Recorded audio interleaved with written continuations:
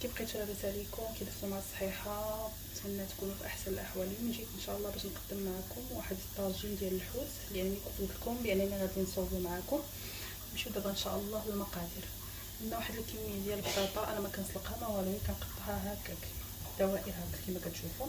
عندنا واحد مطيشه محكوكه، عندنا واحد الكاس معمر تاع زيت البلديه، عندنا واحد فلفله حمراء، عندنا واحد بصله مقطع دوائر، عندنا الفلفله خضراء، عندنا كذلك مطيشه مقطع دوائر، عندنا واحد الكميه ديال الحوت، اي حوت ممكن تصوبوا يلا اللي بغيتو، عندنا واحد شويه ديال الابزار، شويه ديال التحميره، شويه ديال الملحه وشويه ديال الكمون، عندنا واحد شويه ديال القزبر وشويه ديال المعدنوس. هادشي اللي عندنا. نمشي دابا ان شاء الله معكم الطريقه ديال التحضير.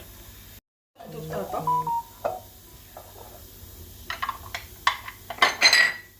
كديروا داك البصيله وداكشي اللي كتخلطوا كلشي.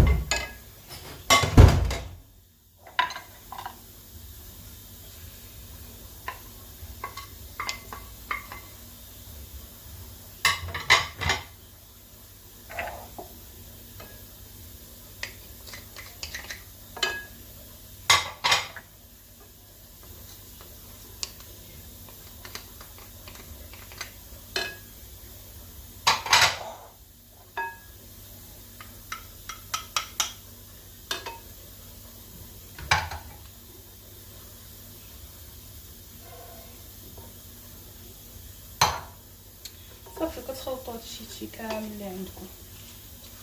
المهم انا غادي نخلطوه ونرجعوا. شوفوا البنات، من بعد ما خلطنا هادشي كامل دابا كتشدوا كتستفوا داك البصله داك الطاجين ديالكم. المهم كديروا البصله وعاد كديروا البطاطا وعاد كديروا الفلفل وعاد كديروا مطيشه هي التاليه. المهم انا نمشي ان شاء الله نصوب هادشي ونرجع معكم. البنات من بعد ما صوبنا هكا في الطاجين دابا غادي نديرو ان شاء الله يطيب.